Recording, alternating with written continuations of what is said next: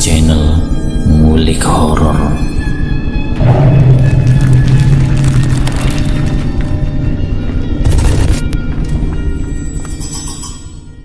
Assalamualaikum warahmatullahi wabarakatuh. Jumpa kembali di channel Ngulik Horor. Channel kami menceritakan tentang kisah-kisah misteri yang mungkin bisa menemani agan-agan dan sista semua ya. Kali ini saya akan membawakan kisah misteri yang ditulis oleh @dukun milenial. Kalian juga dapat mengunjungi tweet beliau langsung ya. Nanti link saya akan sediakan di kolom deskripsinya. Oh ya, dalam cerita ini nama dan tempat saya samarkan semua ya, untuk menjaga privasi pihak yang terlibat di dalamnya. Yuk daripada kita lama-lama langsung saja kita simak ceritanya.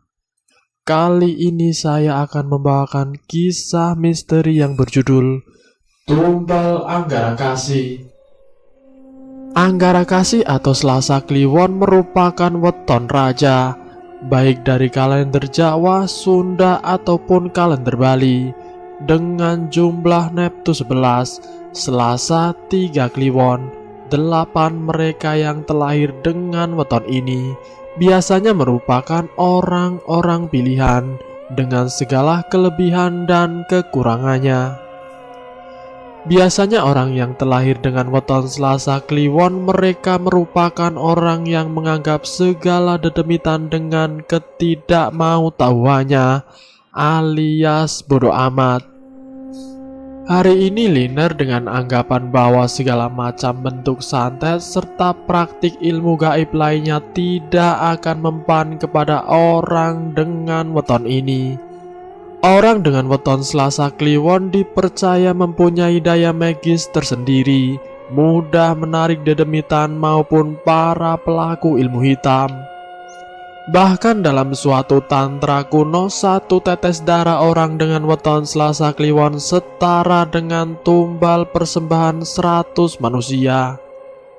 Itulah mengapa baik di dalam ajaran Sunda wiwitan, Kejawen maupun Bali, biasanya anak yang terlahir dengan weton ini harus melalui serangkaian adat, serangkaian upacara, karena dipercaya bahwa mereka yang terlahir pada Selasa Kliwon merupakan anak yang diberkati oleh Sang Hyang. Sedangkan untuk para pelaku ilmu hitam, mereka yang terlahir dengan weton Selasa Kliwon adalah mangsa yang cocok untuk penyempurnaan ilmunya. Apalagi jika anak itu mempunyai kelebihan, maka harganya akan laku di pasaran untuk beberapa tetes darahnya. Bahkan konon ada yang berani membayar mahal untuk satu remaja yang terlahir Selasa Kliwon dan mempunyai bakat. Jika laki-laki sebelum dia akil balik, dan jika perempuan setelah menstruasi pertama dan dalam kondisi perawan, penumbalan ini bertujuan untuk kedikdayaan, kekuasaan dan umur panjang. Bahkan tidak hanya itu, harta melimpah dan juga kebal terhadap serangan gaib juga menjadikan salah satu alasan kenapa anak dengan weton Anggara Kasih sangat dicari. Saat itu ibu kota awal tahun 2019. Malam itu aku, Nat dan adikku Alma baru saja menginjakkan kaki ke bilangan Sudirman. Seperti biasa kami selalu ada satu malam untuk sekedar minum minuman cantik. Sambil menunggu Budi dan pacar barunya, Jo adikku adalah anak bontot alias yang termuda di antara kami semua. Daripada ia harus pulang dalam kondisi mabuk parah, maka kami semua memutuskan untuk ikutan jika dia mau minum-minum cantik. Namanya juga adik cewek, jadi harus dijaga, karena kita tidak pernah tahu hal buruk apa yang akan terjadi. Sedangkan aku adalah kakak yang berprinsip. Sebadung apapun dia aku harus tahu, karena aku tidak mau dia jatuh atau terjebak dengan orang-orang yang salah. Jadi biarkan dia badung dengan sepengetahuanku. Dan dia juga tahu kalau kakaknya tidak mempan dibohongi. Nat sibuk dengan gaweannya. Alma sudah dari tadi keliling menyapa teman-temannya, sedangkan aku memilih untuk menunggu Budi dan kekasih barunya. Hingga tak lama kemudian aku merasa seolah-olah ada yang memperhatikan kami. Tapi lihat Nat, biasa saja, mungkin hanya perasaanku saja. Dari kejauhan aku melihat Budi dan Joe, mereka berdua kemudian menghampiri kami. Ya ampun, sorry coy, macet banget, ucapnya sambil mencium pipiku dan Nat bergantian. Iyalah Bud, namanya juga weekend, ucap Nat. Adik lu mana? Tanya Budi. Biasalah, lu kayak gak tahu, ucapku. Itu bocah ngiter mulu kerjaannya. Bawa minuman apaan dia tadi? Tanya Budi. Bombay Sapir, ucapku. Kalian gak mau open botolan lagi? Tanya Budi. Apa aja lah Bud, yang agak strong. Gue pengen tipsi dikit malam ini, ucap Nat. Jika seperti ini sudah dapat dipastikan akulah yang akan mengurus mereka semua, karena di antara mereka hanya aku yang peminum dan bukan pemabok. Entah mengapa aku masih merasa ada yang mengawasi. Jika seperti ini aku tidak bisa mengandalkan Nat, walaupun insting dia tetap ada. Tapi jika sudah minum, dia makin tidak peduli dengan keadaan sekitar. Malam itu entah kenapa aku merasa tidak tenang, seolah-olah ada mata jahat yang mengawasi.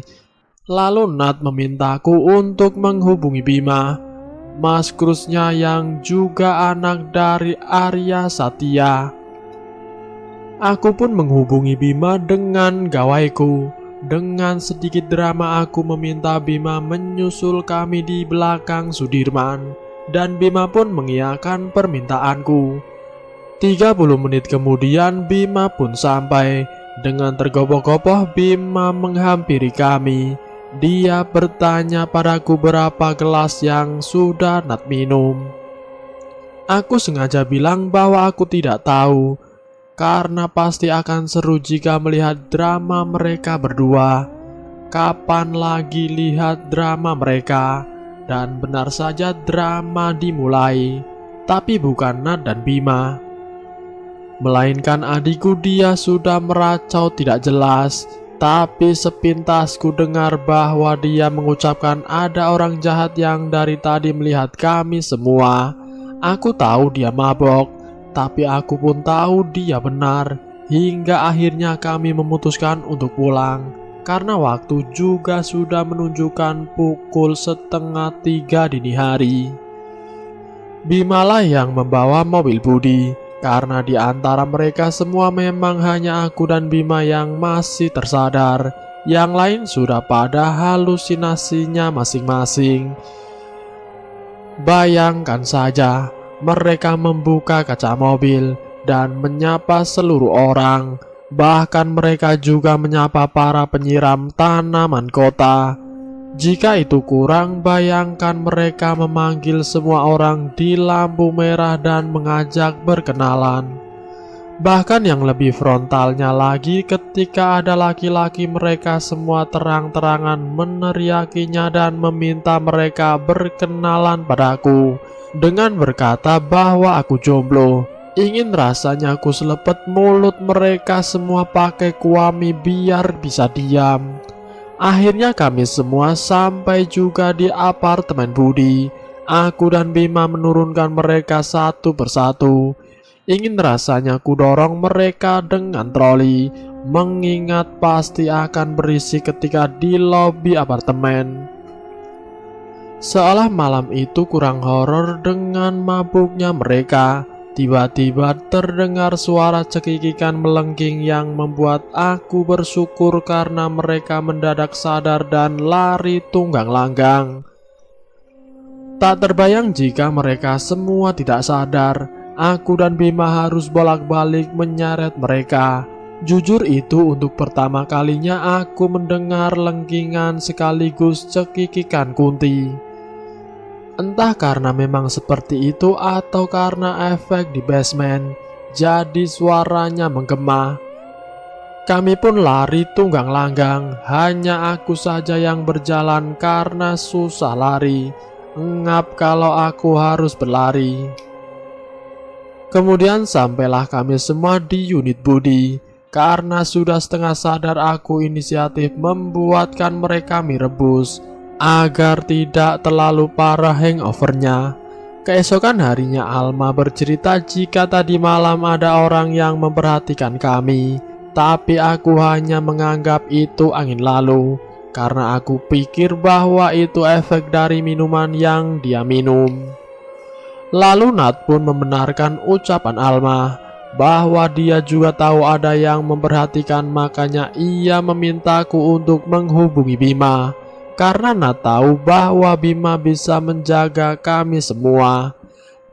Lalu Nat berbisik padaku, "Ini aneh, Yi," ucapnya, tapi aku menepis semuanya. Karena jika bisa dilogika, mengapa tidak? Mungkin mereka tidak sengaja melihat kami. Tak lama Jo pun mengiyakan bahwa cara orang itu menatap kami itu tidak wajar, seolah-olah ingin menelan kami semuanya. Tapi apa iya, 2019 masih ada yang kayak gitu. Tapi ya sudahlah, toh kami semua bisa pulang ke tempat Budi dengan selamat. Kami pun segera melupakan itu semua, karena untuk apa mengingatkan jika kami tidak kenal. Lagian bos ilmu hitam yang kami kenal juga sekarang dekat dengan Nat. Jadi apalagi yang perlu kami risaukan. Yang penting pekerjaan kami semua harus lancar. Tak lama kemudian Bima datang menghampiri kami semua. Dia meminta izin untuk pulang terlebih dahulu dan nanti siang akan kembali untuk menjemput Nat. Karena aku dan adikku hanya beda unit dengan Budi, jadi aku pulang terlebih dahulu untuk mengambil barang-barang. Sesampainya di unitku, gawaiku berbunyi. Ternyata Mas Wisnu menelponku. Mas Wisnu memintaku berhati-hati karena ada pergerakan dari beberapa tantra kuno yang akan bangkit. Jika memang benar adanya, kenapa Arya Satya tidak memberitahu kami? Kira-kira dia tahu atau tidak? Ah, sudahlah, nanti juga akan ada titik temu. Jika memang mereka bangkit, kita lihat saja nanti akan ada drama apa di kemudian hari. Toh tiap manusia juga bergelut dengan drama dan karmanya masing-masing, jadi kenapa harus takut? Jujur aku tidak ingin memusingkan apapun hari ini, karena aku hanya ingin tenang, menikmati hari liburku dengan sebaik mungkin. Tapi apa bisa jika kami semua sedang berkumpul seperti saat ini? Tak lama kemudian Jo pun berpamitan dari unit Budi karena ia harus pergi bekerja. Jo dan Budi ini unik, sepasang kekasih dengan tubuh yang tertukar. Karena Budi yang laki-laki kalah maco dengan Jo yang perempuan, namanya Josephira. Tapi kami semua memanggilnya Jo, karena aura dia yang jauh lebih maco dari semua lelaki di sekitar kami. Sepeninggalan Jo, kami semua sibuk dengan gawe kami masing-masing, karena memang seperti inilah kami jika ngumpul. Kalau nggak sibuk dengan gawe, ya sibuk mencari apa saja yang bisa digibahin. Hingga tak lama kemudian gawe Alma berbunyi. Ternyata telepon dari salah satu teman kami, Danar. Seperti biasa, kami pun heboh setiap Danar telepon karena dia selalu membawa gorengan yang enak-enak. Bahkan dia juga tahu warteg mana yang bisa membuat alergiku tidak kambuh. Kami pun menuliskan makanan yang ingin kami beli melalui Danar.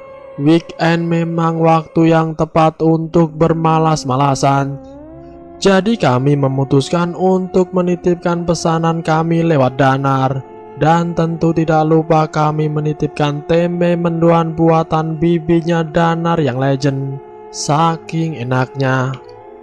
Akhirnya Danar pun sampai ke unit Budi dengan membawa semua pesanan kami.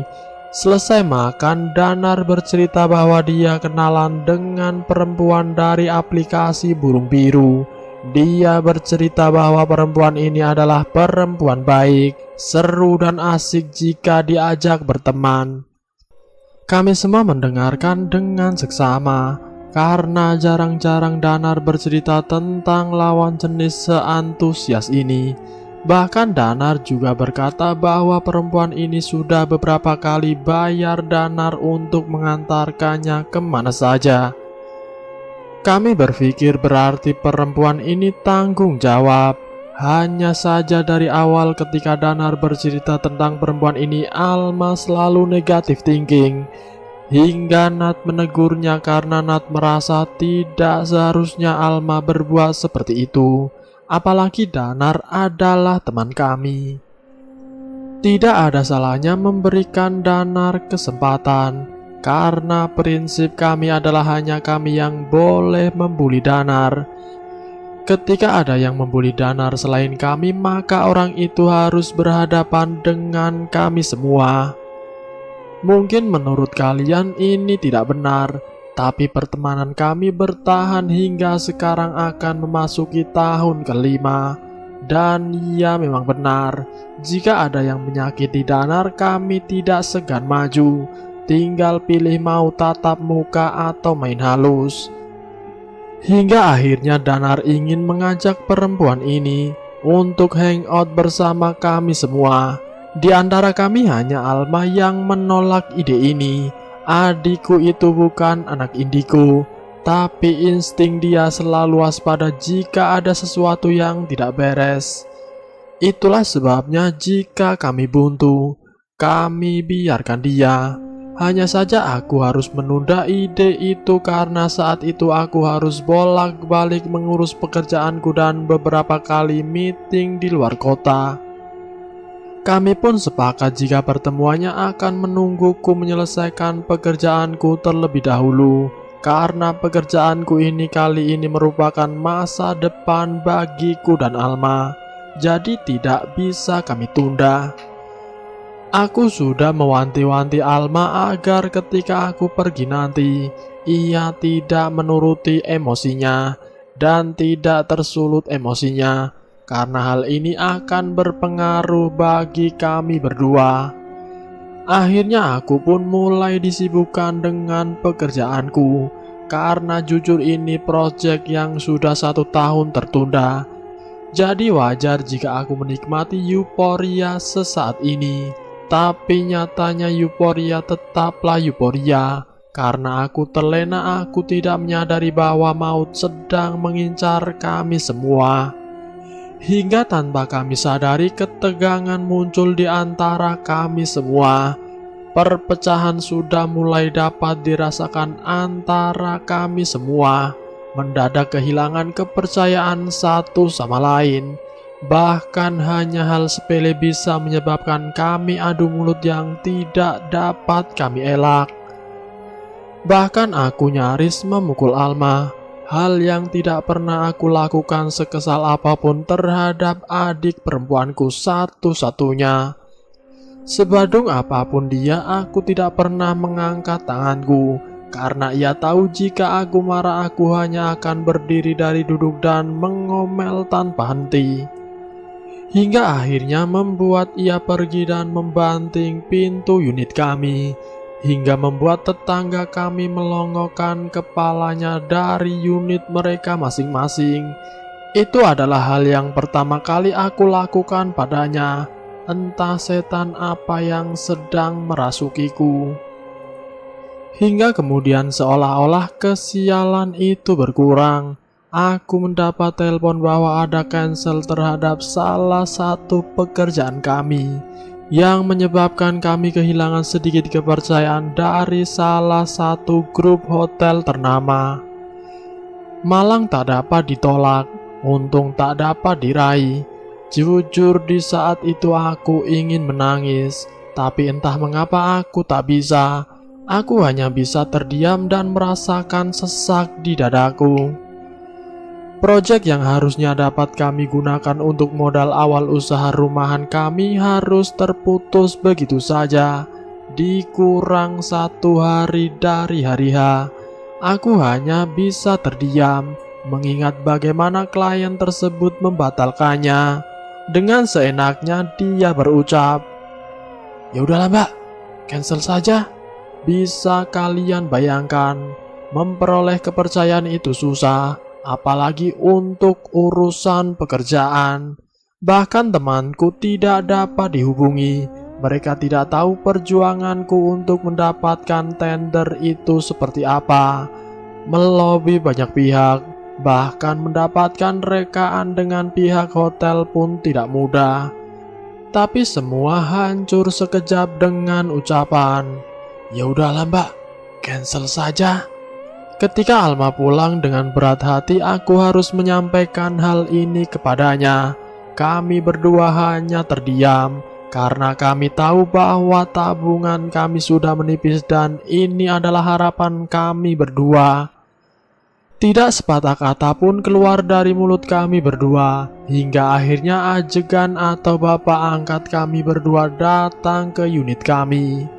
Di depan beliau akhirnya kami menangis sejadi-jadinya, mengungkap segala kekecewaan, kemarahan dan kekesalan kami berdua dengan tangisan, karena kami hanya bisa menangis, tidak sanggup bercerita. Hingga ajegan berpesan bahwa kami jangan sampai kehilangan kepercayaan satu sama lain. Kami harus bisa meredakan ego kami masing-masing jika memang harus ada angkara di antara kami. Sebutlah itu toxic positivity, tapi entah kenapa jika keluar dari bibir ajengan kami menenangkan. Alma merupakan spons, bisa menyerap energi. Bahkan tidak hanya energi baik, energi buruk pun dapat dia serap. Hal inilah yang kadang membuat kami kalang kabut, karena jika ia sudah menyerap energi negatif dari ilmu hitam, kami semua akan merasakan dampaknya. Tak jarang Alma ini justru membuat orang yang berniat jahat terhadap kami justru menyerang dia. Dan ketika dia tahu dia akan mengomel tanpa henti, seperti kelinci di iklan baterai ternama yang tidak akan berhenti. Entah kami harus bersyukur atau kami harus kesal. Maklumlah, Yongbol apanya ya Maimunah. Hal kayak gitu taruhannya nyawa. Hal terakhir dan kejadian yang membuat kami semua kebingungan ketika satu persatu anak buahku terkena sakit kulit. Ketika aku akan menandatangani proyek tersebut dengan salah satu daerah di pesisir Pulau Jawa. Dan disinilah tumbal Anggara Kasih dimulai. Tepat 3 bulan setelah kejadian hilangnya kepercayaan dari grup hotel tersebut. Walaupun mereka tidak membatalkan kontrak, tapi kami harus menerima larangan cancel ketika memesan hotel mereka. Flashback 1 bulan setelah kejadian cancel tak bertanggung jawab, Alma memberitahuku bahwa ada email dari salah satu kabupaten di pesisir Pulau Jawa yang menawarkan kerjasama dan sudah melihat rancangan desain dari perusahaan kami. Dan beliau tertarik. "Kak, cek email deh. Ini aku nggak tahu mesti balas apaan," ucap Alma padaku. "Ya udah, ntar gue yang bales atau forward emailnya ke Yanus, biar Yanus yang urus," kataku. Walaupun dia adikku, tapi jika menyangkut pekerjaan aku tetaplah atasannya. Aku ingin mengajarkan padanya bahwa jika ia ingin barang apapun yang ia mau, maka ia harus berusaha. Ia harus mencari uangnya sendiri jika ia ingin hangout. Aku tidak mau ia meminta dariku. Walaupun kuliahnya aku yang tanggung dan aku juga ingin mengajarkan. bahwa setiap keputusan yang dia ambil dia juga harus siap dengan risikonya. Karena jika kita sudah mengambil sebuah keputusan, maka kita juga harus sudah siap dengan segala konsekuensi yang ikut serta dalam keputusan yang kita ambil. Jadi berpikir dengan kepala dingin jika kita ingin mengambil suatu keputusan, dan berpikir juga kira-kira apa konsekuensinya, dan selalu lihat peluang terburuk terbaik dahulu atas keputusan itu. Ambillah keputusan tanpa menyakiti atau menghancurkan orang lain. Akhirnya setelah membalas email, Yanus dan Reza datang ke unit kami untuk membahas langkah selanjutnya. Karena proyek ini melibatkan pemerintah, kami tidak ingin sampai ini menjadi mangkrak lagi atau berpeluang terkena OTT. Jujur membayangkan hal ini membuatku merinding. Di sini aku bisa melihat antusias Alma. Bagaimana tidak? Ini pertama kalinya ia akan mengerjakan proyek besar, dengan keuntungan juga yang akan sanggup membiayai kuliah dia hingga selesai. Jadi wajar rasanya jika ada binar-binar bahagia dari matanya. Tapi sekali lagi, terkadang kebahagiaan terbesar yang akan kita raih itu bisa jadi awal petaka buat diri kita. Jadi jangan terlalu terjebak dengan euforia kebahagiaan yang ada. Meeting pertama, meeting kedua semua berjalan lancar. Bodohnya aku adalah aku tidak memperhatikan dengan seksama bahwa di setiap meeting selalu diadakan setiap malam Anggara Kasih, entah di hari Seninnya atau Selasanya. Itulah kesalahanku. Dan entah kenapa teman-temanku tidak menyadari hal ini. Padahal biasanya jika ada suatu hal yang aneh pasti ada salah satu yang aware. Tapi kali ini kami semua terlena. Kami semua benar-benar terlena dengan pekerjaan kami masing-masing. Padahal biasanya sesibuk apapun kami masih tetap bisa merasakan jika ada suatu hal yang tidak beres. Meeting kali ini entah mengapa diadakan di jam 4 sore, sebelum Anggara Kasih yang mana menurut waktu dalam kalender Jawa, ini sudah masuk ke dalam Anggara Kasih. Sebenarnya aku tidak akan menyadari hal ini, jika Nat dan Bima tidak mendadak mengajakku video call. Nat dan Bima berkata bahwa ini malam Anggara Kasih. Dan entah kenapa aku tersadar akan hal ini. Dan benar saja, mobil yang kami gunakan mendadak mogok. Belum lagi dari awal keberangkatan Alma tidak henti-hentinya mengomel, seperti bocah kebanyakan menenggak macalan 60. Tapi sayangnya sebelum berangkat kami hanya minum susu dan teh, tidak ada minuman aneh-aneh. Aku yang biasanya selalu membaca situasi pun seolah-olah terprovokasi dengan kelakuan Alma. Karena insiden mobil mogok, maka aku menugaskan Yunus dan Alma untuk pergi ke salah satu pusat perbelanjaan di ibu kota, di bilangan Tamrin Sudirman. Sedangkan aku dan Yuda memilih menunggu montir untuk membereskan mobil. Baru kemudian kami akan menyusul. Namun karena macetnya jalanan ibu kota hingga montir baru datang ketika meeting itu telah selesai. Dari dulu aku memang lebih suka bekerja dengan kaum Adam. Entah mengapa lebih enak aja jika kerja dengan mereka. Bukannya aku tidak takut dilecehkan, tapi jika aku sendiri lebih gahar dari mereka, pasti mereka akan berpikir ulang. Rata-rata yang bekerja denganku adalah yang bahkan mereka tidak menganggapku perempuan. Dan entah mengapa kami klop satu sama lain terlepas dari segala drama setiap pekerjaan.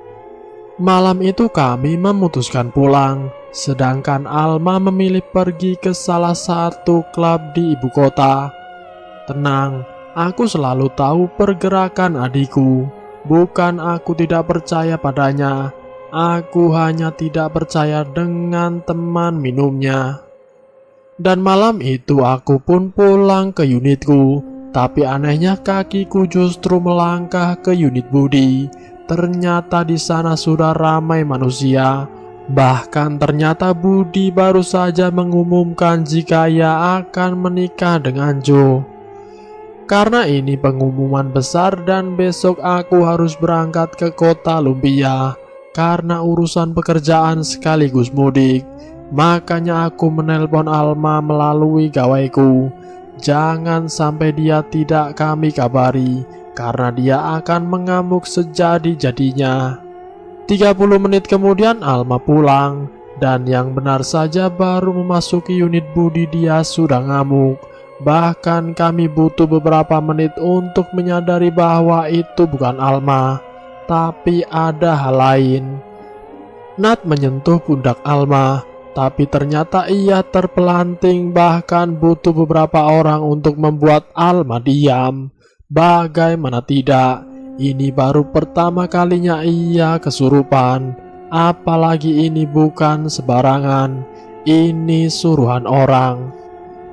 Kesurupan berupa kiriman ini berbeda dengan yang kesurupan biasa, karena terkadang mereka juga bisa membaca ayat suci seperti yang biasa kita baca. Butuh trik dan fokus untuk membuat mereka keluar, apalagi jika ternyata kiriman ini merupakan perjanjian. Kiriman dengan perjanjian ini biasanya jika si empunya perjanjian tahu bahwa yang dia hadapi juga mempunyai ilmu kebatinan, atau lebih gampangnya anak indigo. Tapi anak indigo pun bukan yang asal, bukan yang dibuka paksa atau belajar, melainkan mereka yang indigo murni dan mereka yang terikat perjanjian, hanya tunduk pada satu majikan saja. Selain itu biasanya mereka akan menyerang secara mental dan medis, bukan berisi paku dan kawan-kawannya, melainkan penyakit. Bisa berupa penyakit kulit atau penyakit mental, tapi bukan seperti mereka yang terkena pelet. Mereka bertugas mencari tumbalnya sendiri. Dan yang dipilih selain indigo juga dengan weton-weton raja atau weton dengan hitungan neptu yang besar. Sialnya Alma ini adalah dia penyerap. Jadi walaupun dia bukan sasarannya, tetap dia yang akan terkena. Ya, itulah sialnya mereka yang diberkati menjadi seorang penyerap, apalagi jika belum bisa mengendalikannya secara maksimal. Karena tak jarang tubuh mereka dimanfaatkan, baik mereka yang baik ataupun mereka yang jahat.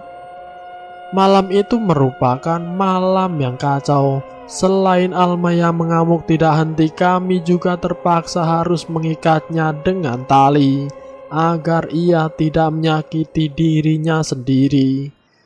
Nat bersikeras bahwa ini karena dirinya, tapi kami semua terdiam karena satu persatu anak buahku mengalami penyakit kulit. Bahkan salah satu dari mereka terbaring di ruang ICU karena tidak sadar. Ini sudah tidak wajar, dan aku harus membawa Alma untuk nepi, karena jika tidak maka teman-temanku yang akan menjadi korbannya. Ya, walau aku tahu ini memang terjadi karena Alma menyerap energi Nat tanpa ia sadari, hingga membuat si pengirim salah sasaran, tapi tetap saja ini tidak bisa dibiarkan. Harus ada yang menyudahi ini semua. Karena jika tidak nyawa kami semua taruhannya. Aku memutuskan untuk mengajak Alma nepi keesokan harinya. Tapi ternyata menurut ajengan hanya aku sendiri yang harus berangkat. Dan Alma biarkan saja dengan teman-temanku yang lain. Toh ada Nat yang bisa menjaga Alma. Aku pun memutuskan berangkat malam itu juga, menuju ke salah satu tempat leluhurku, dan Nat dulu nepi dan mengucap sumpahnya. Aku tahu perjalanan ini tidak akan mudah, karena nyawa adik perempuanku satu-satunya terancam gara-gara kecerobohanku. Ketika di perjalanan, Alma tiba-tiba memberitahuku bahwa Nat tiba-tiba terkena gatal-gatal. Namanya juga manusia. Walaupun kita punya kelebihan sekuat apapun, pasti akan terkena imbasnya atau side effect dari apa yang menyerang. Aku menenangkan Alma dan memintanya tinggal bersama Budi sementara. Aku bersyukur ada tol baru dan tidak macet, jadi aku bisa sampai dalam waktu 6 jam. Rekor terbaru. Aku memutuskan untuk menghubungi kuncennya karena aku harus mandi dan bersiap masuk ke sana sebelum jam 9 pagi. Jadi gimana ini? Tanya Nat ke Budi. Kita tunggu Wisnu balik dulu, jawab Budi kemudian. Kak Nat, aku mesti gimana? Tanya Alma. Banyak berdoa, gue mau telepon orang dulu. Lu banyak zikir, gue tadi udah pasang pagar sementara, kata Nat. Bang Bud, ini kenapa kayak gini sih? Aku kan tidak tahu apa-apa bang. Kok bisa aku yang kena? Tanya Alma ke Budi. Gue juga gak tahu Neng. Yang paham kayak gini kan kakak lu, Nat sama Wisnu. Gue mah cuma tim hore, sekaligus tim urusan perut kalian, ucap Budi menghibur Alma. Kemudian Alma dan Budi terdiam. Mereka memikirkan langkah apa selanjutnya dan juga memikirkan banyak hal karena Nat sibuk dengan gawainya, menelpon Arya Satya dan Ajengan. Aku memang sudah mewanti-wanti mereka untuk tidak menggangguku sementara waktu, karena aku sedang menepi di salah satu tempat leluhur yang mana bekas pertapaannya akan mengikuti ukuran yang mendudukinya. Jika tidak pas, maka dipastikan bukan garis keturunan beliau, hanya mengaku-ngaku atau hanya kebanggaan dan kesombongan semu. Di tempat itu banyak hal yang aku alami, sampai pada akhirnya entah pukul berapa aku melihat jawaban yang aku cari, bahwa yang kami hadapi kali ini tidak main-main. Kami harus berhadapan dengan salah satu ilmu kuno tentang tumbal. Tumbal Anggara Kasih namanya. Tumbal ini bukanlah tumbal main-main, karena selain menyangkut nyawa, suruhannya pun tidak main-main. Bukan hanya sekelas pocong, kunti, gendruwo, atau buto ijo dan sebangsanya. Melakukannya pun tidak sembarangan, karena pelaku tumbal ini biasanya harus memakan mayat yang meninggal pada hari Anggara Kasih atau Selasa Kliwon. Jika kalian pernah mendengar kenapa makam orang-orang yang meninggal di Selasa Kliwon harus dijaga, mungkin ini salah satu alasannya. Memakan di sini tentunya bukan memakan dalam arti sesungguhnya, melainkan mengambil hawa murni dari mayat tersebut dengan cara bertatap langsung dengan matanya, disertai dengan membaca mantra-mantra tertentu, di mana mantra yang dibaca dengan pelafalan Jawa kuno. Namun banyak yang menyelewengkannya menjadi mengawini mayat atau bersetubuh. Jadi untuk mendapatkan apa yang diinginkan harus mau bersetubuh dengan mayat yang meninggal pada malam Anggara Kasih. Karena sudah mendapatkan jawaban yang aku butuhkan, aku memilih untuk secepatnya kembali ke ibu kota, mengingat nyawa adikku yang sudah dalam bahaya. Dikarenakan sudah 2 minggu ia menggendong suruhan dari si empunya tumbal Anggara Kasih. Sementara itu di Jakarta, Nat, Budi, Bimo, dan Arya Satya sedang berdiskusi untuk mencari solusi atau apa yang menimpa Alma. Karena ini tidak bisa sembarangan dan harus ada perhitungan tertentu. Mendadak mereka mengalami hal-hal yang tidak masuk akal. Ketika mereka sedang asik berdiskusi, ternyata kondisi anak buahku dan Alma semakin memburuk. Bahkan malam itu Alma terkena tantrum hingga muntah darah. Malam itu benar-benar mencekam. Aku sudah tidak bisa berpikir lagi tentang kecepatan mobil yang aku kemudikan saat itu, karena di dalam pikiranku hanya berisi tentang keselamatan banyak orang. Bahkan aku pun tidak lagi mengingat bahwa hari itu adalah Selasa Kliwon. 3 jam kemudian aku pun tiba di unit Budi. Semua orang sudah berkumpul di sana. Aku melihat Alma yang sudah tergeletak di lantai. Dia berada di dalam lingkaran yang aku sendiri tahu bahwa itu adalah buatan Arya Satya. Karena hanya dia selain aku yang bisa membuat hal ini.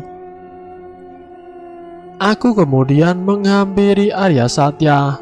"Paman, apakah harus seperti ini? Apakah tidak ada cara lain?" Tanyaku pada murid kesayangan eyangku itu. "Hanya ini mbak satu-satunya cara. Ajengan juga sudah setuju kok. Makanya aku berani bikin lingkaran ini," jawabnya. "Baiklah paman, jika hal ini benar menurut paman dan ajengan, mari kita selesaikan malam ini," ucapku. "Kamu gak mau istirahat dulu mbak? Kamu kan baru sampai. Apa kamu tidak mau bersih-bersih dulu? Baru esok kita selesaikan." "Saya baik-baik saja paman. Paling ini mau bersih-bersih dulu, baru lanjut. Karena waktu kita semakin menipis.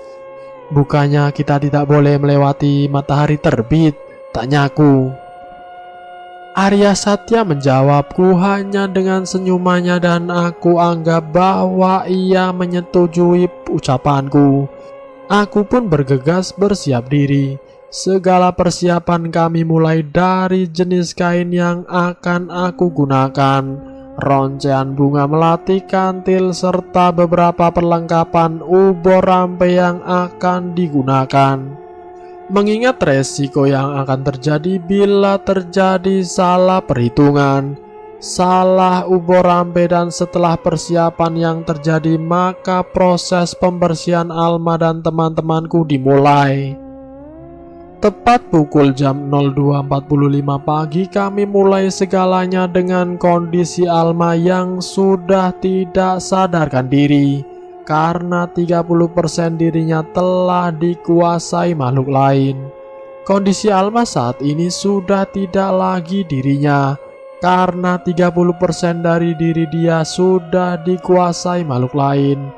Makhluk kiriman yang bertujuan untuk mematikan salah satu di antara kami dan membuat hancurnya usaha kami semua. Aku merasakan malam itu hawa lain ada di sekitar kami. Entah hawa apa itu, campuran dari hawa mencekam yang benar-benar tidak enak, panas, lengket, dan dingin di saat yang bersamaan.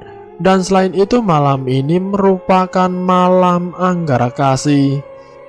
Tepat pukul jam 02.35, 10 menit sebelum prosesi pembersihan dimulai, Alma tiba-tiba mengamuk.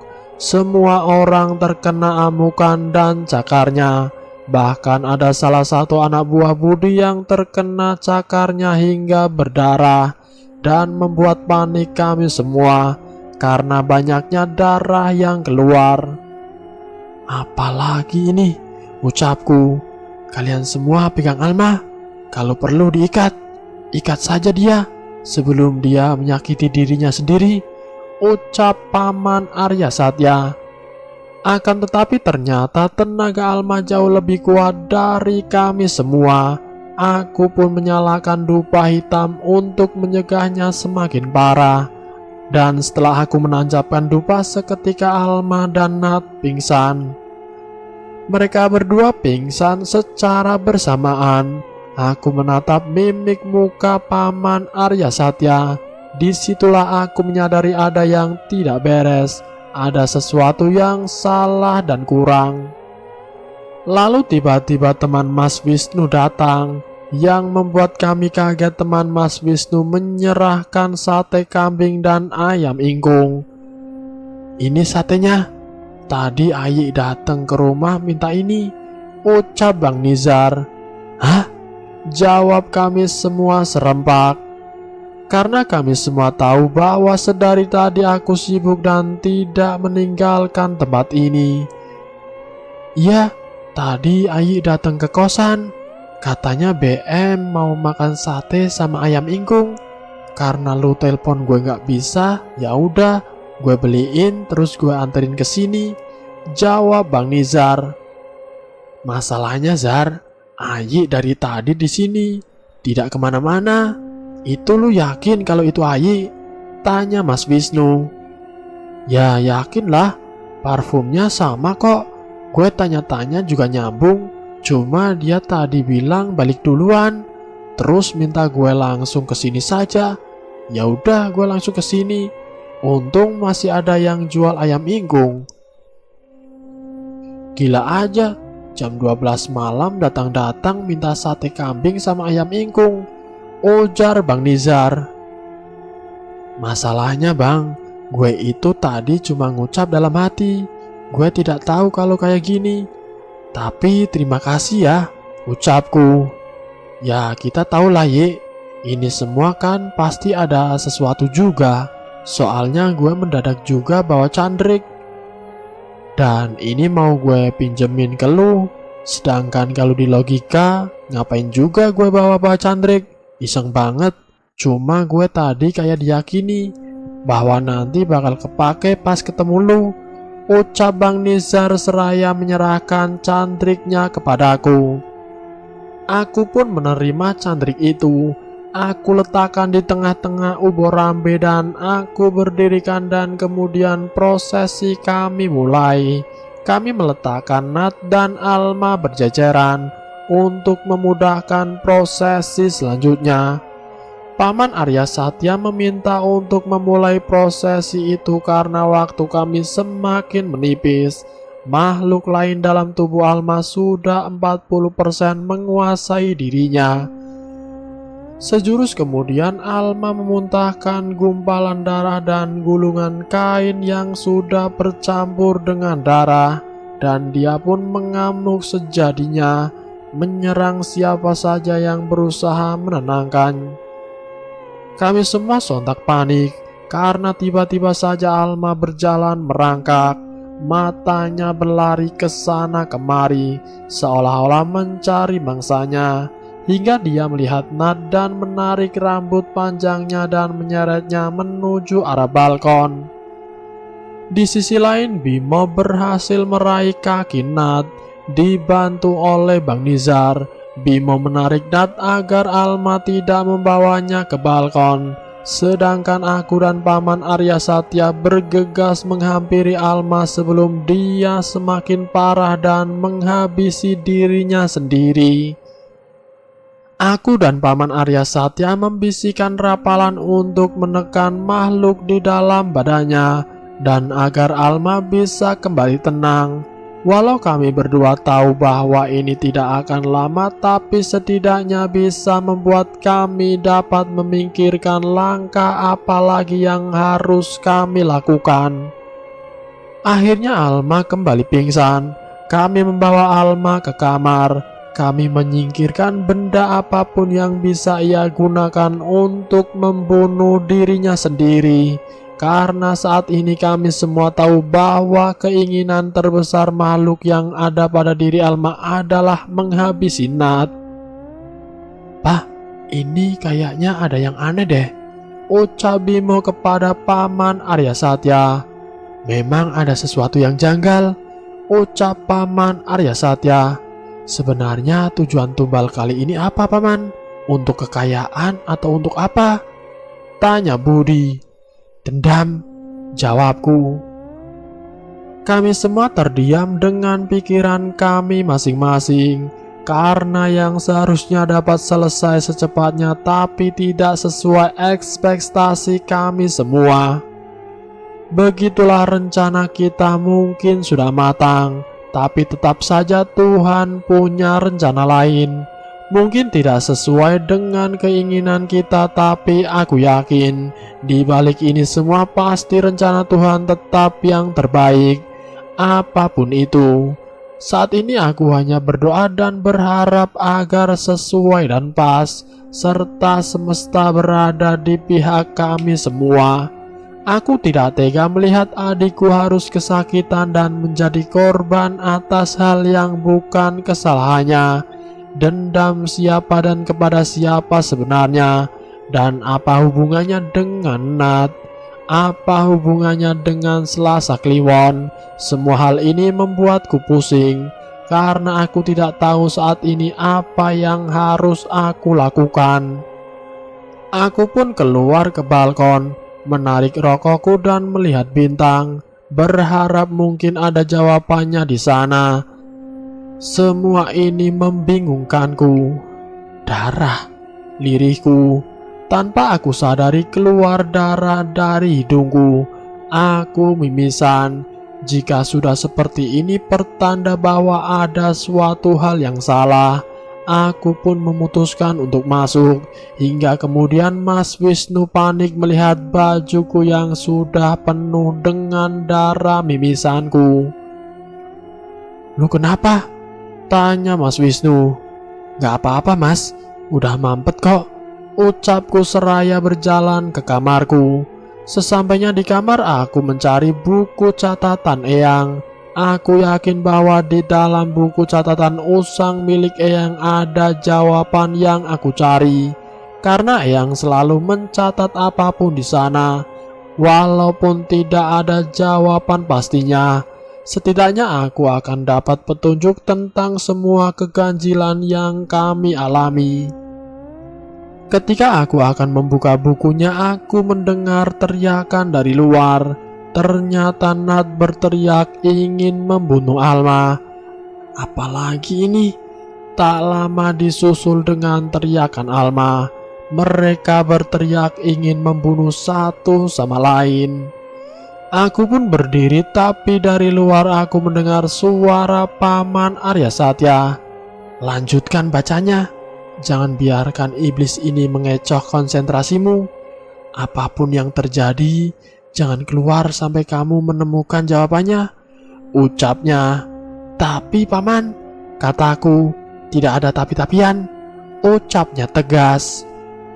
Aku kembali menekuni bacaanku, mencari jawaban atas ketidakpastian, hingga sampai pada halaman yang bertuliskan huruf Jawa Kawi. Bertuliskan kata Anggara Kasih. Akhirnya semoga aku bisa mendapatkan jawabannya di sini. Di situ ditulis tentang kejadian-kejadian ganjil pada hari Anggara Kasih yang pernah dialami Eyang.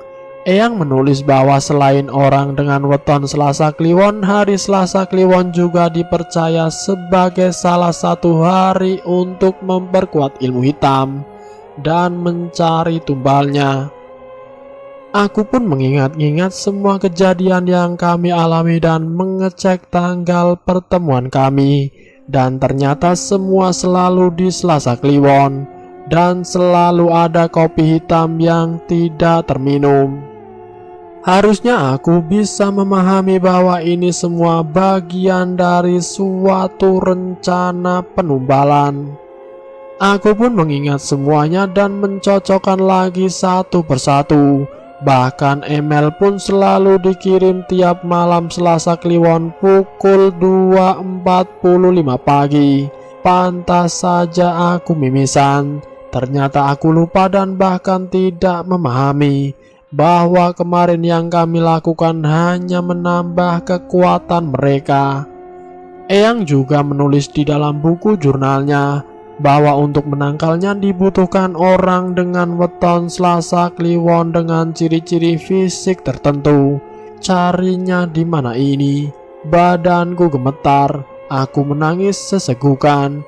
Bagaimana aku harus menjelaskan jika adik dan sahabatku menjadi tumbal? Ketika isakanku semakin dalam, aku seperti melihat Eyang memelukku. Jujur ini ketenangan yang aku cari. Walau aku belum pernah bertemu Eyang Kakung secara fisik, tapi entah kenapa beliau selalu ada di saat aku kebingungan. walau hanya untuk menenangkanku. Aku seperti memiliki tenaga baru, kekuatan untuk melawan dan jawaban dari apa yang aku cari.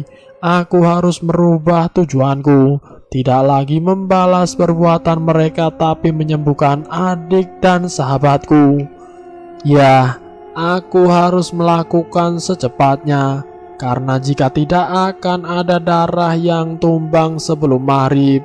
Aku juga harus memikirkan anak buahku yang terbaring di rumah sakit, yang menanggung hal yang tidak mereka ketahui sebenarnya. Alma dan Nat harus disembuhkan agar semua kembali baik-baik saja. Aku bergegas mandi dan kemudian menggelar sejadahku, mencari tambahan ketenangan dengan mengemis kepada Tuhanku atas kesalahan dan meminta maaf atas keteledoranku. Membaca kembali amalan dan melafalkan namanya seperti yang diajarkan ketika aku masih berada di salah satu pondok pesantren tertua di Jawa Timur. Melakukan kembali apa yang pernah diajarkan padaku. Walau bagaimanapun rencana kita, rencana Tuhan pasti lebih baik lagi. Sebesar apapun kemampuan kita, Tuhanlah yang mempunyai kuasa lebih atas diri kita. Tidak ada salahnya kita kembalikan semua kepada Tuhan, menghamba, mengemis dan mengiba atas apa yang kita alami. Jawaban apapun yang akan diberikan Tuhan padaku, itu yang akan aku lakukan. Kemudian aku melipat mukena dan sajadahku. Aku menghubungi ajengan melalui gawaiku. Ajengan kemudian memberikanku beberapa hafalan dan harus kubisikan tepat di telinga Alma dan Nat. Ajengan juga berpesan bahwa aku harus kuat, karena jika aku kuat semua akan baik kembali. Aku mengambil gulungan kain yang Alma muntahkan. Aku mencucinya dan membaca tiap huruf yang ada di dalam gulungan itu dan mencocokkannya dengan yang ada pada buku catatan Eyang. Siapa tahu ada kecocokan dari kalimat yang ada di gulungan dengan yang ada di buku catatan Eyang. Akhirnya aku menemukannya. Terima kasih Tuhan.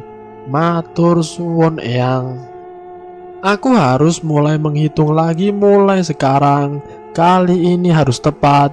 Jangan sampai ada lagi kesalahan, karena kesalahan kecil bisa membuat kesalahan besar.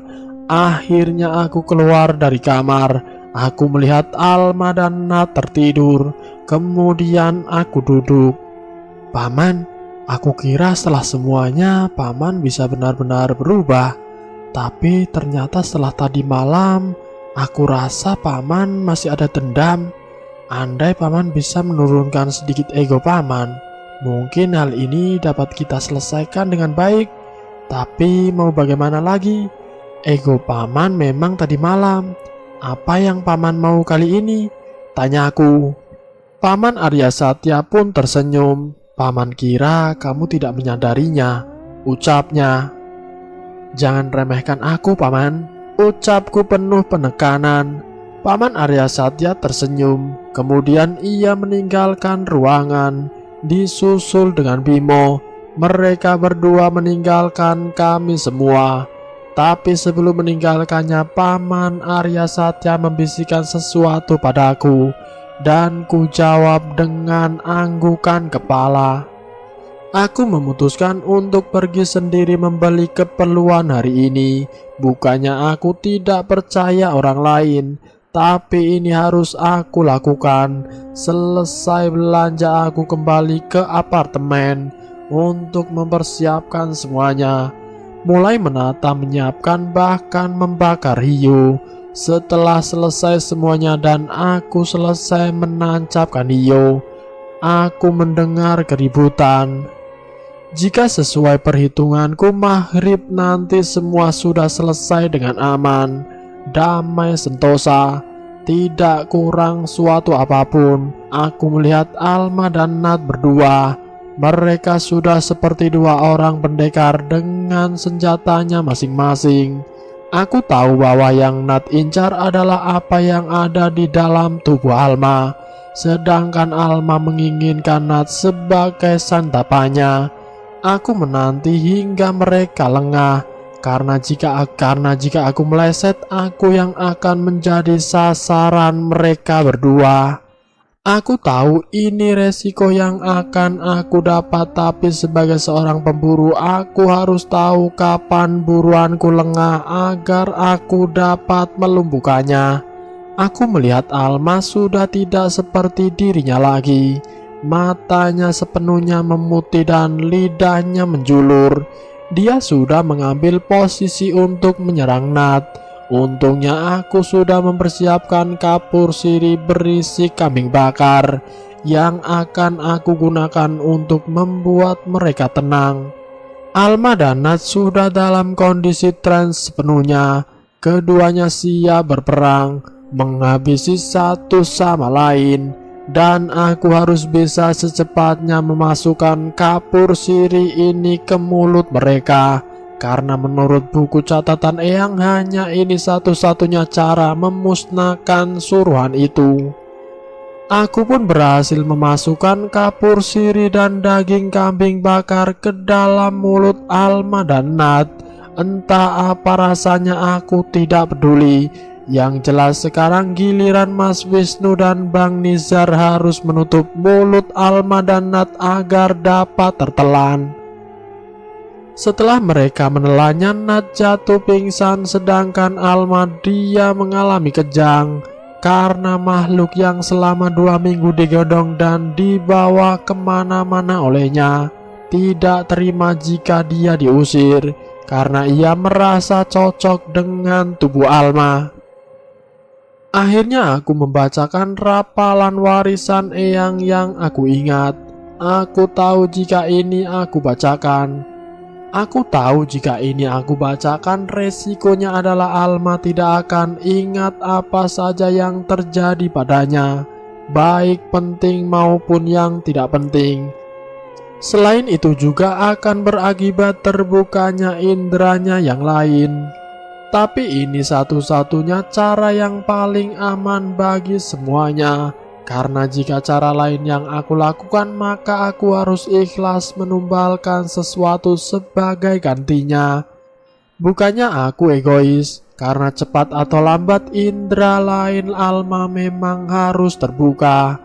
Aku membisikkan kalimat yang berisi kalimat tentang kewilujengan, yang isinya tentang keselamatan jiwa dan raganya. Selesai aku membacakan kalimat itu, Alma memuntahkan gumpalan-gumpalan darah dan boneka yang bertuliskan nama seseorang. Aku tidak sempat membacanya karena semua harus dilarung untuk kembali secepatnya. Bahkan aku memotong rambut Alma dan Nat agar tidak terjadi hal-hal yang tidak diinginkan kemudian hari. Kali ini aku tidak mau mengambil resiko, karena banyak nyawa yang dipertaruhkan jika sampai ada kesalahan. Setelah membereskan semuanya dan membersihkan bekas pembersihan, Mas Wisnu dan Bang Nizar yang melarung semuanya. 2 jam kemudian mereka kembali dari melarung. Yanus dan anak buahku yang dirawat di rumah sakit memberikan kabar melalui gaweku bahwa luka mereka sudah kering. Sejurus kemudian Alma dan Nat tersadar. Aku meminta mereka untuk mandi karena jujur saja bau badan mereka sudah tidak jelas lagi. Aku tahu ada banyak pertanyaan dalam benak Alma, dan itu nampak jelas dari raut wajahnya. Tapi biarlah aku jawab nanti setelah ia selesai mandi. Selesai Alma mandi, kami semua duduk sambil ngobrol-ngobrol ngalor ngidul gak jelas, dengan kopi dan rokok di tangan kami masing-masing. Alma tidak bertanya apapun. Ia hanya bilang, "Kak, badan aku kok capek banget ya? Kayak habis ngangkat beban saja," ucapnya. Aku hanya menjawab dengan senyuman, karena sejujurnya aku pun lelah dengan semua ini. Hingga kemudian Nat berkata, "Ini sebenarnya kiriman buat siapa? Kenapa sekali nebar ke semua orang kena? Entahlah, yang penting semua selesai dengan baik dan kita semua baik-baik saja," jawabku. "Tumben sunsetnya kelihatan. Lihat deh kak, seumur-umur kita stay di sini baru kali ini sunset cakep banget," seloroh Alma. Kita semua pun tertawa bersama, melepas segala beban yang ada, karena akhirnya beban itu hilang dari kehidupan kami. Dan selesai. Itulah kisah misteri yang berjudul Tumbal Anggara Kasih. Terima kasih sudah mampir di channel kami. Jika kalian tertarik dengan video kami, silahkan tekan tombol like, share, dan komen. Tekan subscribe untuk mengikuti video kami selanjutnya. Wassalamualaikum warahmatullahi wabarakatuh.